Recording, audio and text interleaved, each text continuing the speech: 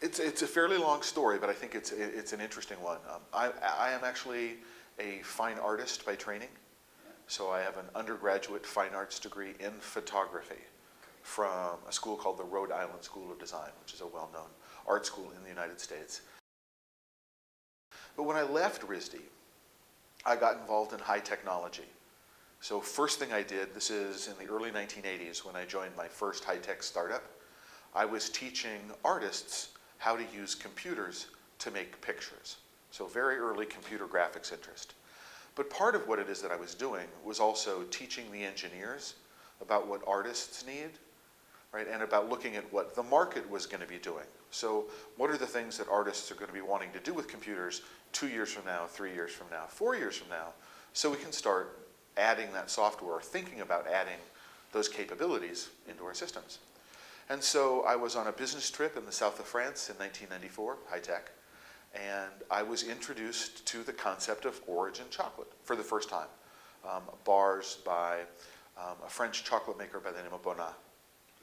I took those bars back to New York City.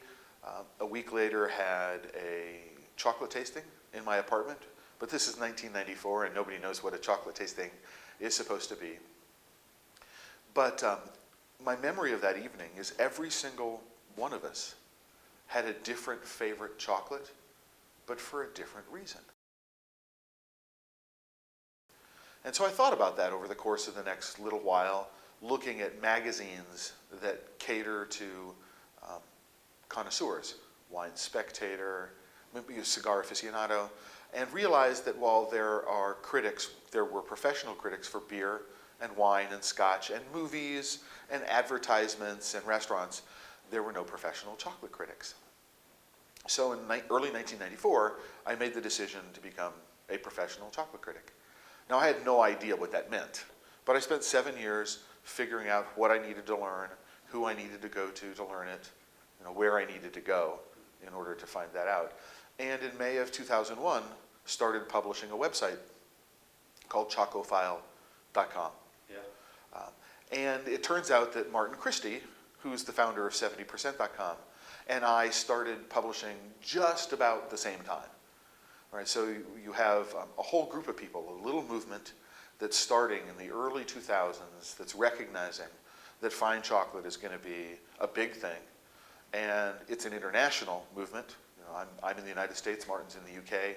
We have people in Europe. And, but we all realize that in order to be able to move chocolate forward, there needs to be a group of people who take chocolate seriously. I mean, you need to create a genre of literary criticism, yeah, that is grounded in a professional attitude towards chocolate. And that's what we started doing in the early 2000s.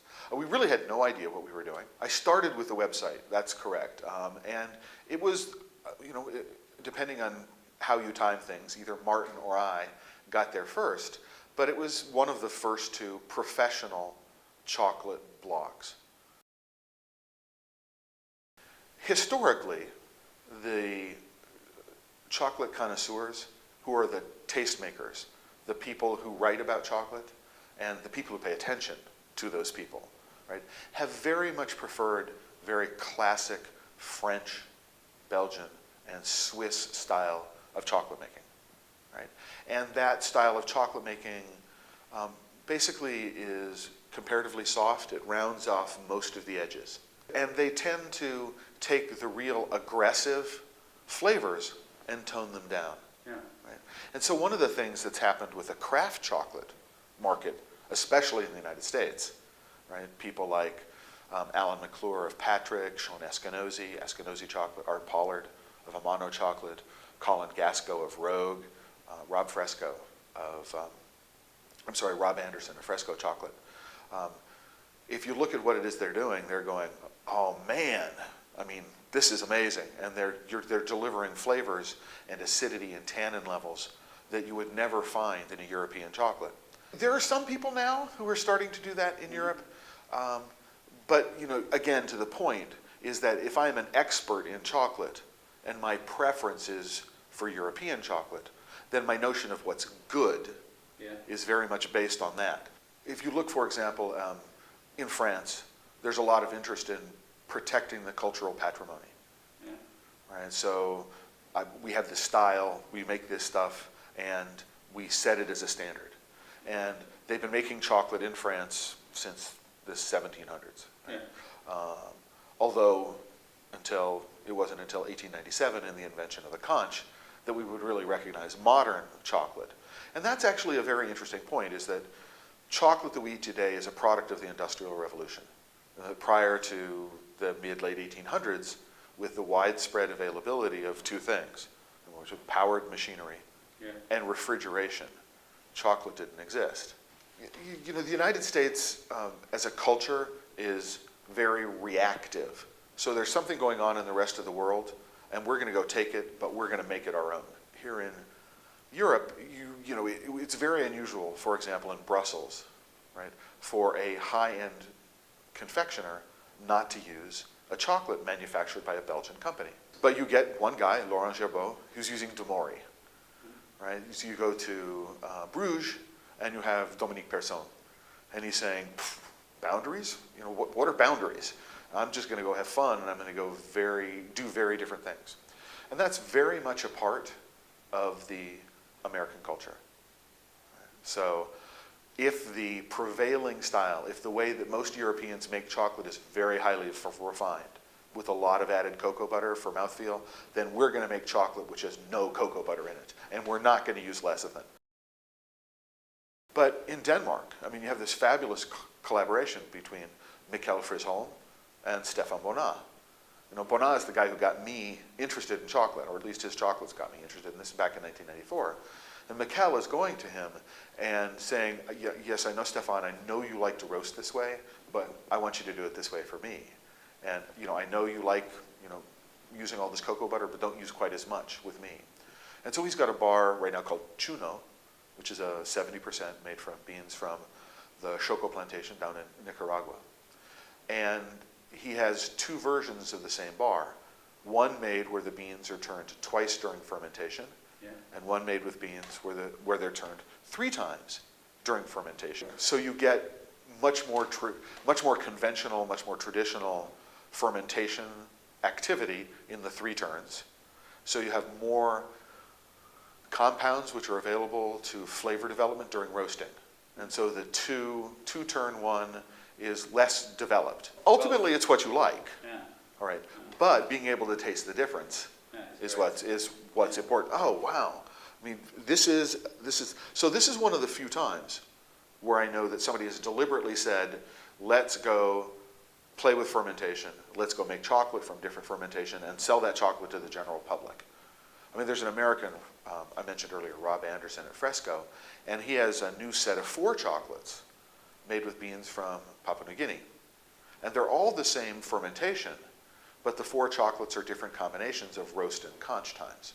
Okay. So you have a light roast, no conching, which is this green vegetable forest floor funk, you know, with lots of tannins in it, which is really very interesting. Not something you'd necessarily want to eat a lot of all the time, but oh wow, I mean, this is an interesting chocolate. And then you get something which has got a heavier roast and a heavier conch, and now you start bringing out a bunch of other flavors, including that pink grapefruit note. And so by controlling the length of time in the conch, how vigorous the conching action is, and how much air comes into contact with the surface of the chocolate and at what temperatures, we can change the flavor of a chocolate quite radically over the course of hours and days. Now, it's also important to know that there's no direct correlation between length of conching and quality. So 48 hours is not necessarily worse than 72 hours or 96 hours just because it's shorter. Everybody who says, you know, I only do 72-hour conching, chances are at some point you have conched away the life. You end up with a chocolate that's flat and dull, right? Or flatter and duller than it would have been hours earlier, just by saying, oh, we have to do it for 60 hours or we have to do it for 72 hours. You know, you can do it for no time and get one chocolate, and you can do it for days and get another chocolate. It's a question of what you like. The trends in roasting chocolate? I'm a contrarian when it comes to roasting. There are a couple of things. A lot of people get into, the small craft makers get into chocolate and use convection ovens to roast. It's very difficult to be consistent from roast to roast to roast when you're roasting in very small batches on trays, right? However, good roasters are very expensive. Right? And technical roasting in cocoa is not understood nearly as well as technical roasting in coffee. And when you get, and you have to have a machine, a roaster. The drum needs to go much more slowly, right? The temperatures are lower, the roasting times are longer. You get a lot more breakage. But I think that one of the things that people don't get in cocoa from coffee is that in coffee we recognize that if we take a particular bean, we can take this bean and roast it one way and get a flavor. But we might take exactly that same bean and roast it a different way and sell the two of them side by side. Here's a breakfast roast, here's an Italian roast of exactly the same bean. Right? And we don't do that in chocolate, for the most part. There's this idea that there is an optimum roast. If I do a high temperature short-term roast, right, I bring out this flavor. But if I do a low temperature long time roast, I bring out this flavor. Why don't I blend those two? Right? So that I can have both flavors in the same chocolate. So I might do 10% of this flavor with 90% of that flavor, or something like that. Then the notion that there is an optimum way to roast a particular bean, I think is something that we got from making chocolate. What you do in blending normally in chocolate is I say take 10% of this bean roasted this way, with 20% of this bean roasted this way, with 70% of this bean roasted this way, and I blend them together, right? And by changing slightly the roasts and the blends, I can maintain the same flavor. That's why people blend in chocolate. So from harvest to harvest to harvest, the chocolate tastes there. I don't know any chocolate company that's doing and selling what I think of as roast blended chocolate. So there is that conflict, understanding who your market is, right? Who buys the chocolate. But in some respects, by not thinking about a larger market, how am I going to go cater to the larger market? People make it more difficult for themselves than it needs to be. It's tempting to be able to say that chocolate and wine are a lot alike, and that chocolate and coffee are a lot alike, but there are some really fundamental differences in the way they're manufactured and the way they're sold that contribute to, you can take the analogy only so far. The best method I've run across so far is this tasting pyramid. Right? If you're just starting off and you don't have a whole lot of experience, you look at the tasting notes on the back and I don't get any of that. How come? Right? Well, there are a lot of reasons. Those tasting notes might have been made for a different batch of the same chocolate. And the chocolate that's in that bar tastes different. Right? It just does. That's the nature of the beast. And so when I do my chocolate tasting pyramid exercises, I pick 4 chocolates and I theme them. Maybe all 70%, for example, or all from the same country, right? Or either country of origin of beans, right, or country of manufacture. So here are 4 French chocolate makers making chocolate from beans from Madagascar. Right? So theme them is a whole lot easier. I also say I try to do things that are easy to find, so I can walk into a local supermarket and buy the bars. And I try to make them fairly cheap. So in the US, no more than $5 or $6 a bar. So start off with something that's easy to do, right, while you're just learning out. And remembering again that it's easier to learn, right, by comparison and contrast. So rather than just putting something in your mouth and going, I don't know what I'm supposed to be tasting, right? Yeah. Which is... And when you have 5 in a row? Yeah, you're right. So this one, smell. This one is sweeter. This one is fruitier. This one tastes like, smells like it has nuts in it. This one smells like it's burnt in the roasting, right? Then, importantly, write all those things down. Chocolate A, chocolate B, what are the differences between the two of them? Of the two, then taste them, same thing, right? What are the differences? And then pick the one that you like the most. Do this with another pair of chocolates, which one you like the most. Compare those two, and then you have a favorite. And then you take all the chocolates down to the bottom of the pyramid, and then you move number 1 to number 4, number 2 to number 1, number 3 to number 2, and number 4 to number 3. Now you have a different pairing. Right? Now you do the same thing again. Right? Which ones, what are the differences? Concentrate on the differences and the samenesses. Right?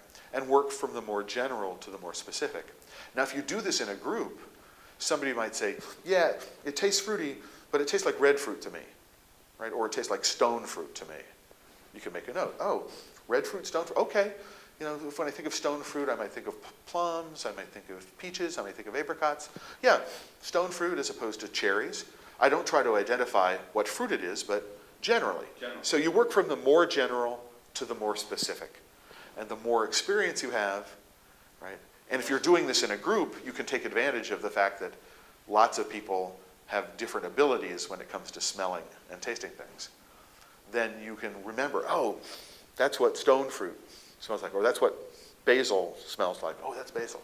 Don't worry if it's opal basil or lemon basil or purple basil, or it's is it lime or is it kaffir lime or is it some other kind of thing. Oh, it's just a citrusy note, right? And then as you get more experienced, right, you can identify more specifically the flavors that you're looking towards. So if you do one of these tasting pyramids, through all the comparisons at the bottom of the pyramid, you stop. I've done one. That's more than enough chocolate for one day. My palate is no longer reliable. Lots of different ways to clean your palate. When you do the pyramid tasting, when you do this comparison between these two, you don't clean your palate between them. All right, it's important. When you go from this pair to this pair, you can clean your palate, but in between two, you don't. Whatever you clean your palate with should be at this room temperature. Sparkling water is better than plain water because the fizz will help clean the palate. So what you're really talking about is getting rid of the fat on your palate, on your tongue, and in your mouth. You can use matcha green tea, right? And then after the tea, you swirl it around. You take a little bit of water to get the tea flavor out of your mouth. At the International Chocolate Awards, we used polenta. Yeah, very, very thin, soupy polenta, right, at room temperature. And so, yeah, you can move it around, move it around your tongue and mouth, and it cleans, and it doesn't have any taste of its own, really. The meaning of origin chocolate.